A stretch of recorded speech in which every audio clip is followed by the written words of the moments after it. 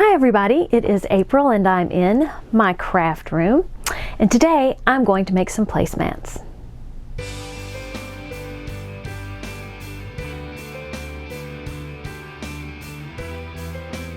Turns out I go straight from Halloween to nothing.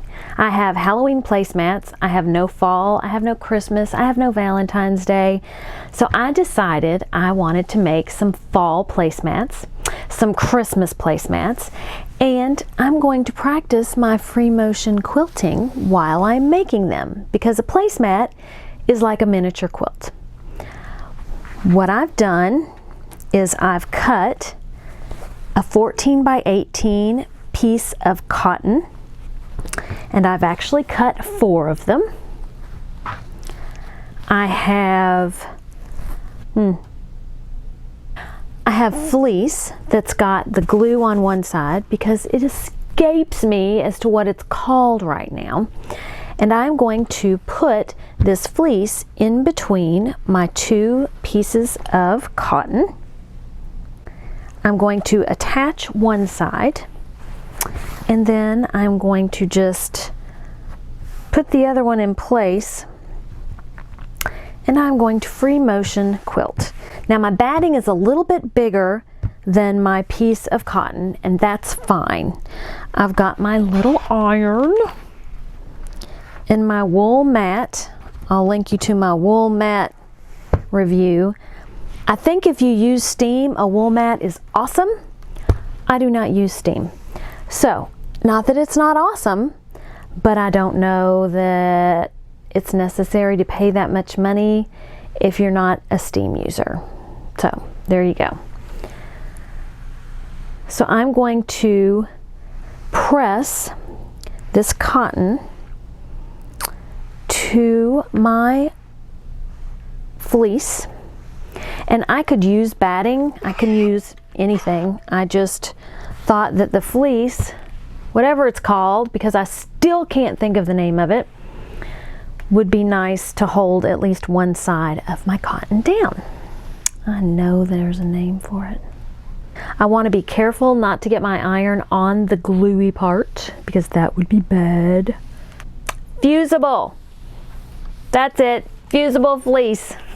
I don't think that I've told you all my little surprise, but the reason I want to practice my free motion quilting is I got a Bernina Q16. I've never had a Bernina, and I've certainly never had a long arm quilting machine. I still love my Grace frame.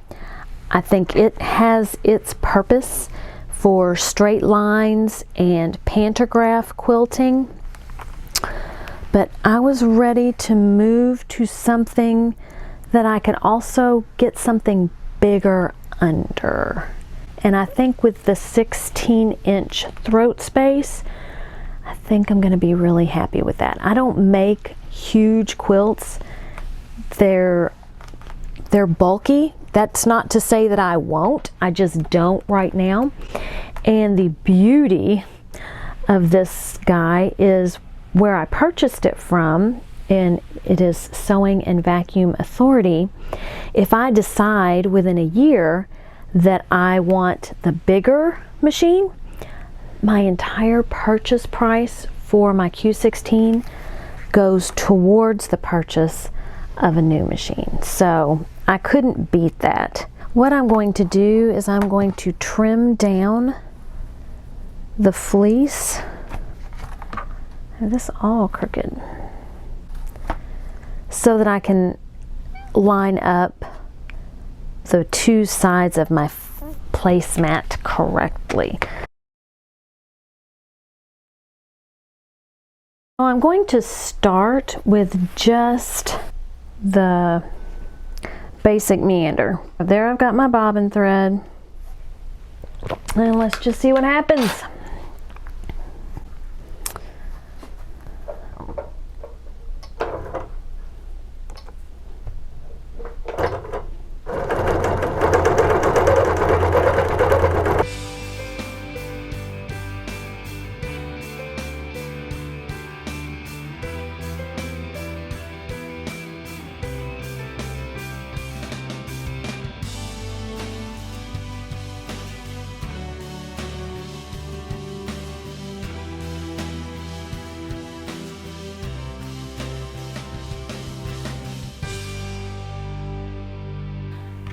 I have free motion quilted my placemats, and now I'm ready for the final step in finishing them. However, I wanted to point out that there is a way to do your placemats other than with the free motion quilting. If you're not comfortable with the free motion quilting, you can do a quilt as you go method. And any of these placemats, you can use leftover batting. You don't have to be particular about the batting that you use. So what I have done is I have cut strips of the different quilt fabric that I used for my solid placemats, and I am going to quilt as you go these strips down to some batting with a solid piece on the back. Now my others, this string is driving me crazy.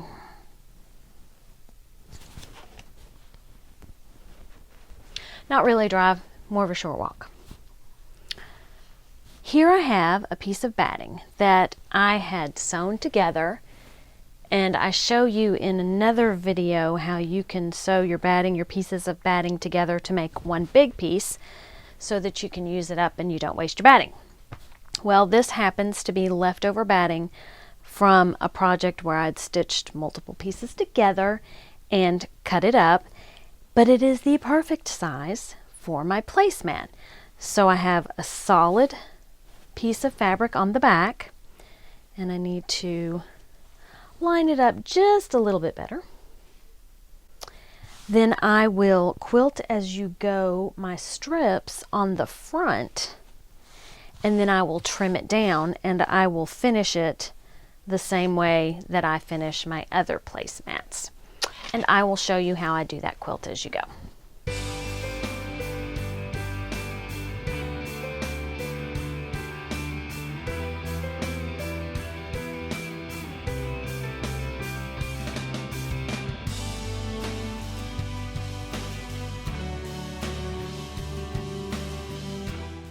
Once you finish all of your placemats and you're ready for the final step, we are going to add binding.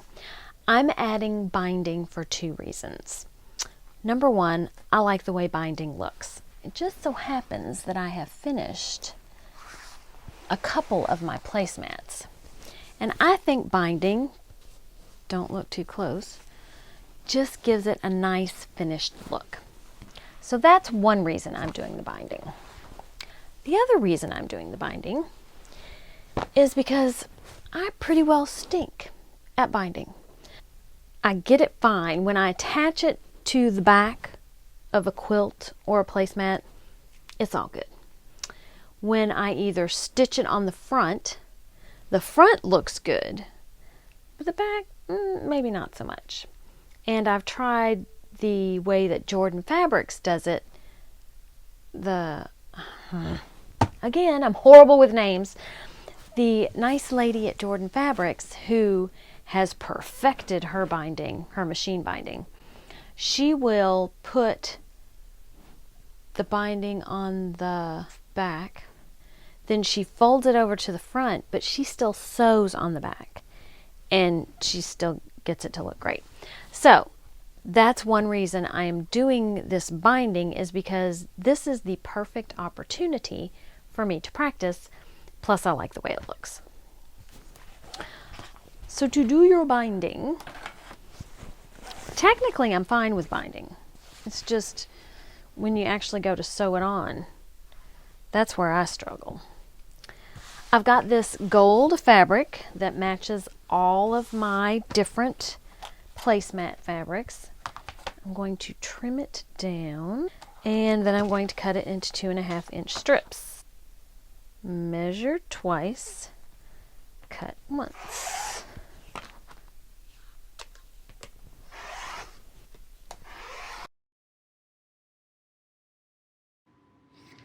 So here I am getting ready to sew my strips of binding together. I lay one strip long ways right side up, and then I'm going to take the next strip and lie it down at a 90-degree angle. I leave a little bit of the edge of the fabric exposed so I know exactly where to sew from seam to seam. And then I put my fingers where the seam will be and fold the fabric back to make sure that I am going to sew that at the right angle. I have been known to sew it the wrong way and have to rip out stitches.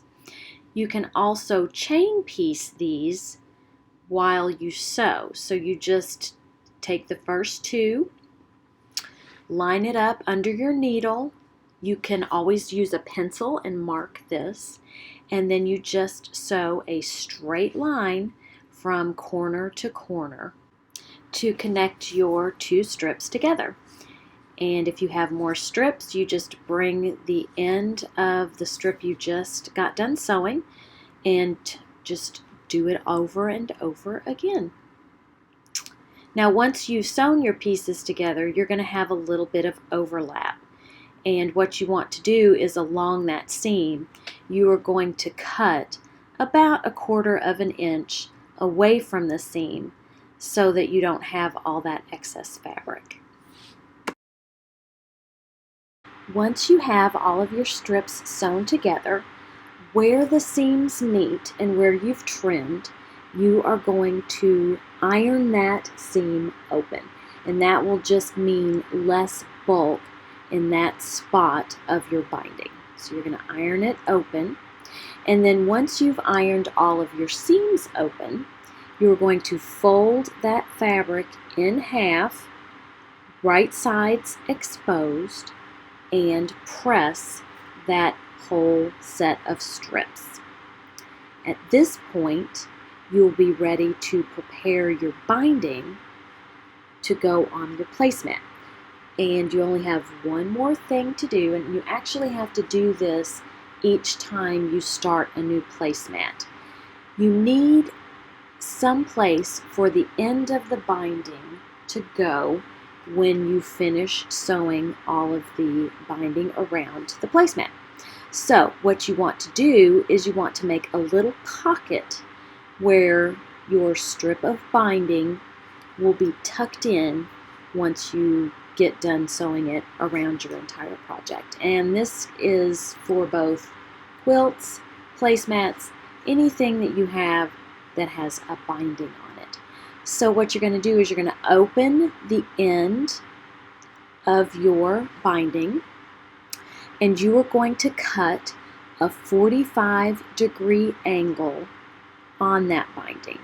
And I have a cutting mat on the other side of my pressing mat that has angle lines. So I use that 45-degree line on my June Taylor press and cut in order to cut that piece of binding off.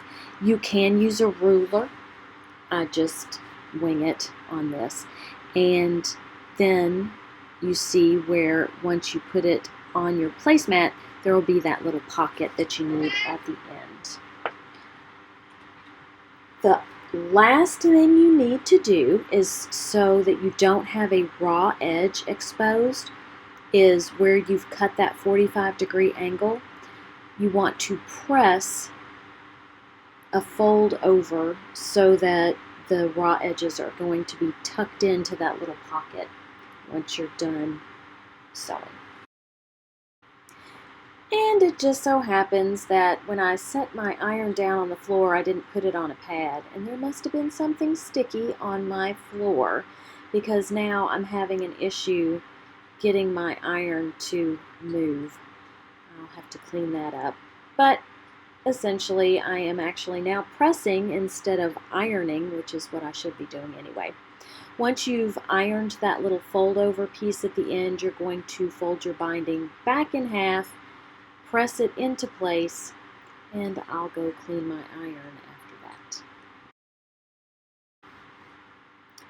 Here we are at the sewing machine, and I am getting ready to attach my binding to my placemat. So you take the end where you put the little folded edge and you cut at a 45-degree angle. You want to open your binding at this point and you are going to attach it with raw edges from the placemat and raw edges on your binding touching. So, and it's going to be right sides together. So the right side of your binding is going to be on the right side of your placemat. You're going to sew a short seam, maybe an inch, from the top of your open binding down. Then you are going to break thread, fold your binding over the way that you pressed it, and then about an inch below the folded edge of your pocket, you are going to start sewing. So your folded edge will be towards the inside of the placemat, and your raw edges will be towards the outside of the placemat. And you just sew a 1/4 inch seam until you come to a corner. As you near the corner of the placemat, you want to stop sewing when the bottom edge of your placemat is 1/4 inch below your needle. And my foot has a small marking on it that shows me where that 1/4 inch from the needle is. At that point, you want to back tack, and then you want to break thread. What you do is then you fold your binding backwards at a 90-degree angle to where the raw edges of your binding match with the raw edges of the bottom of your placemat. Then, using your finger as a guide, you're going to fold that back over towards the bottom of your placemat. And here it looks like I didn't quite get that 1/4 inch. And if you are a little further than a 1/4 inch away from the bottom of that placemat, go ahead and add those extra stitches. It will just make it easier. Gotta trim that thread while I'm there. So again, at the corner, you are going to fold your binding backwards so that the edge of your binding is in a straight line with the bottom edge of your placemat. And then you're going to fold the binding back towards the bottom edge of your placemat using your fingers to hold it in place so that it lines up with the bottom edge of your placemat, and that is where you're going to sew. Now when I'm working on a quilt, I will usually put a clip in so that as I'm turning the quilt around to start sewing the next seam, I don't lose that little fold. And you're going to start sewing again 1/4 inch. You sew a little, back tack, and then just keep on sewing until you come to the next corner, and you do the same thing at the next corner. Sew and repeat until you get to where you started on your placemat.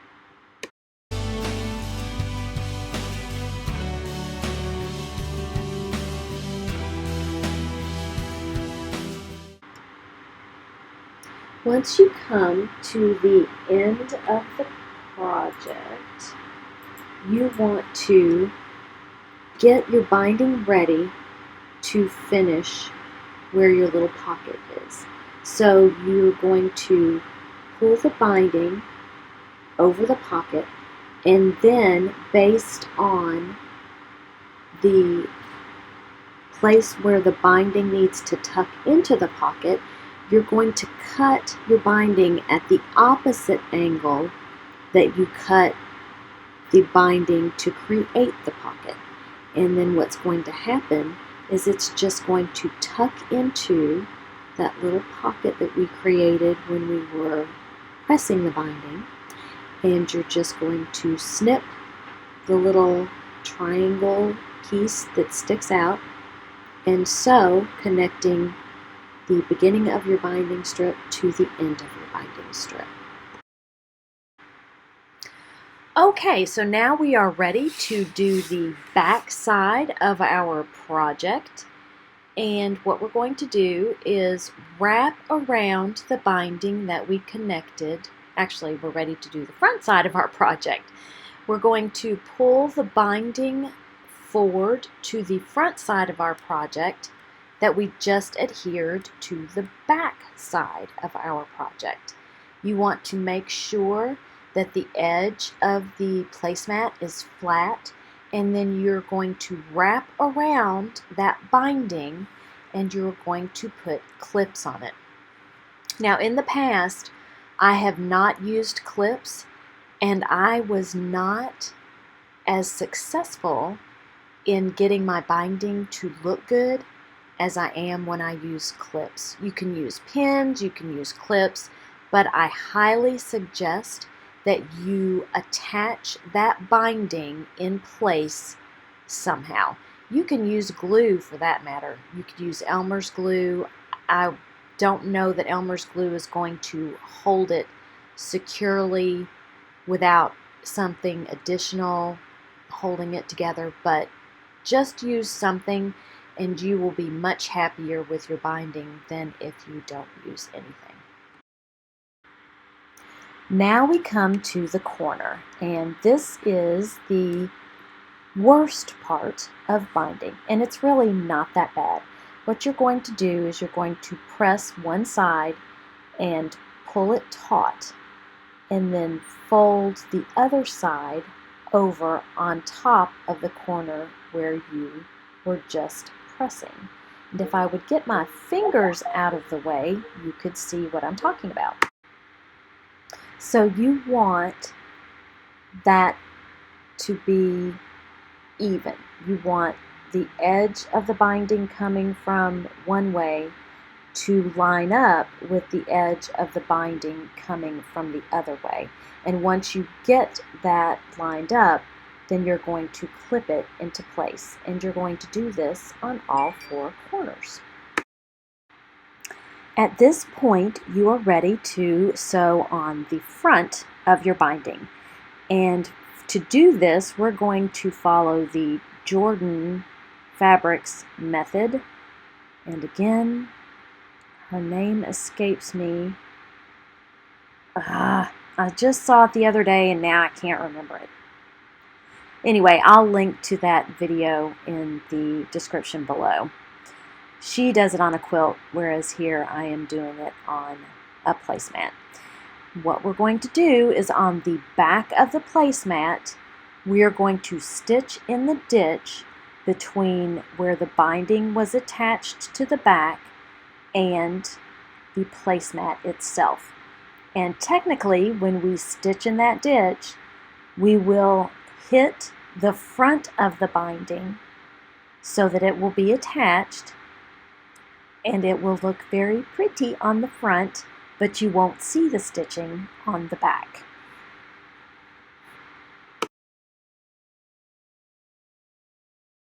Thank you all for watching. I hope this video was helpful. Please give this video a thumbs up if you liked it. Please consider subscribing to my channel if you like sewing, quilting, and paper crafting tutorials. Have a great day. Eat some chocolate.